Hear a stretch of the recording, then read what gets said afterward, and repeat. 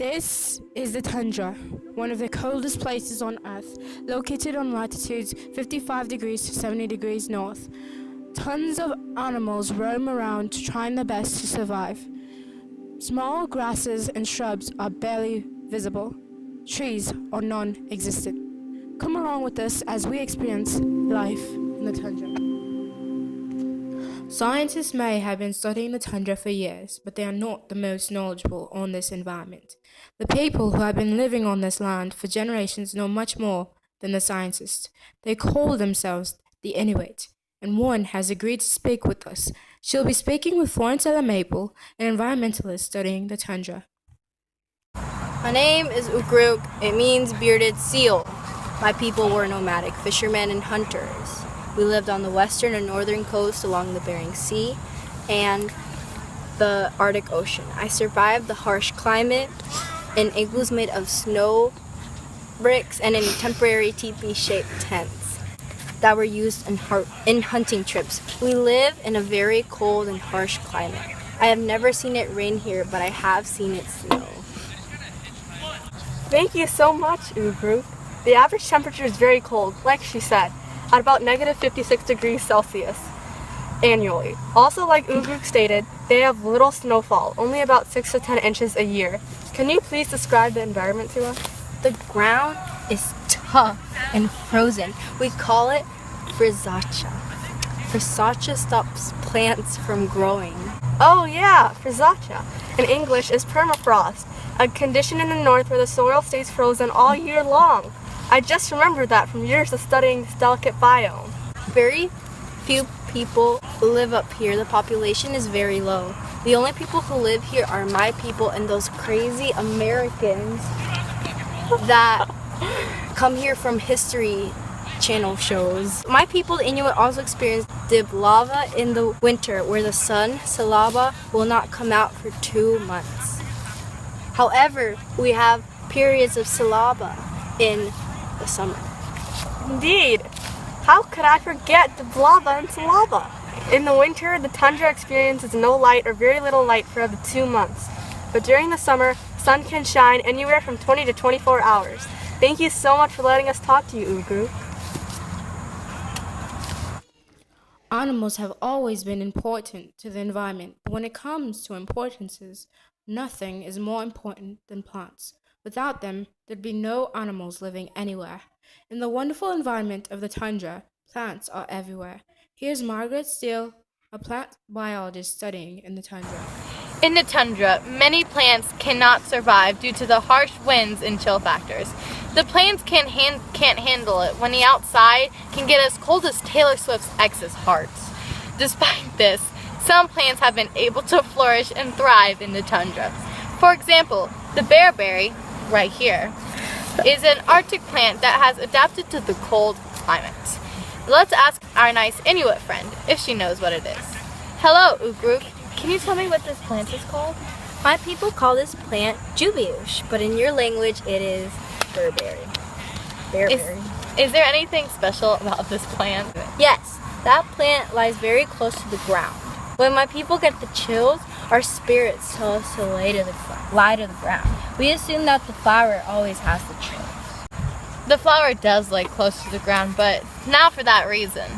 The bearberry stays short and doesn't grow above 10 inches, so most of the wind that would usually affect it has no effect on the plant. In the tundra is the pasque flower. It is a pretty and short flower whose petals range from dark lavender or white. In order for the flower to stay nice and warm, it may have silky hairs, like these, on its stem to insulate it.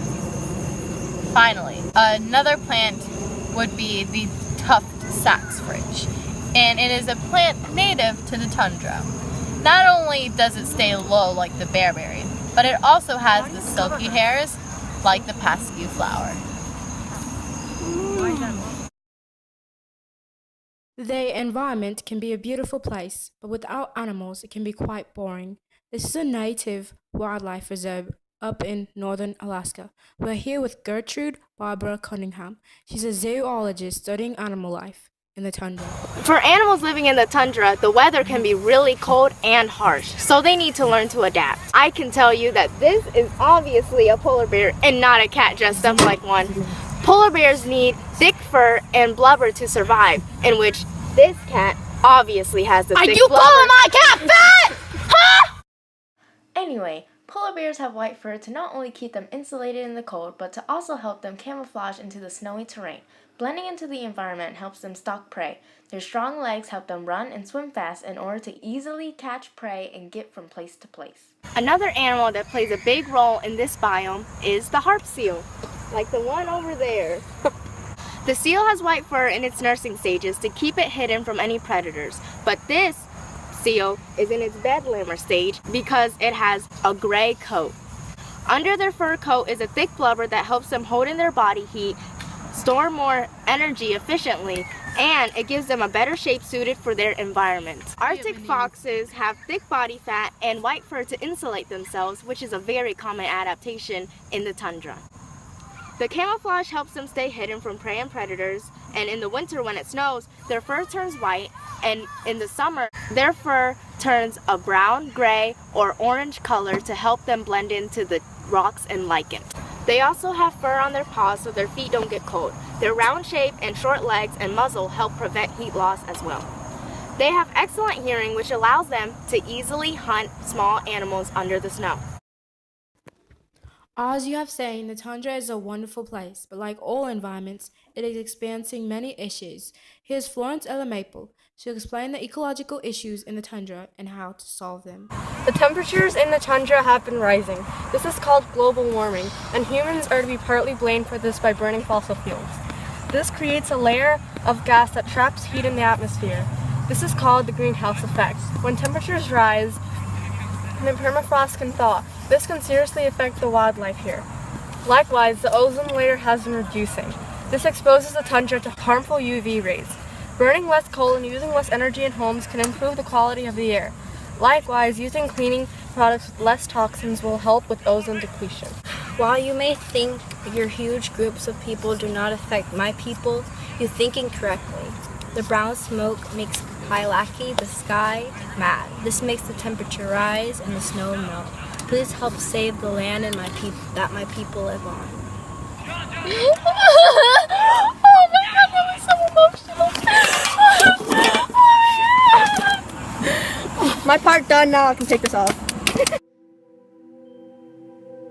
Throughout this show, you have learned all about the tundra and its plants, animals, and humans that live there.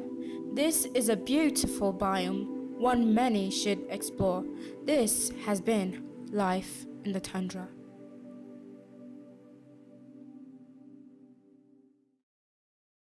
My name is Uthra. It means I just snorted a flower and I was covering the microphone the whole time. Oreo! Go over there. Oreo! I'm really white. I know I'm really white. I'm the only white person in this. It's snowing in Georgia! Oh, you're my baby girl. You're my baby girl. Who's my little baby boy? You my little baby boy. My little baby boy. Take you to me today. for animals living in the tundra. Christina! Sorry, I forgot. Will you just watch him? Let him. No. Watch him. No. Someone stay over here. Sure. No. Oh god. Chase. Look, it's our kidnappers. Can you?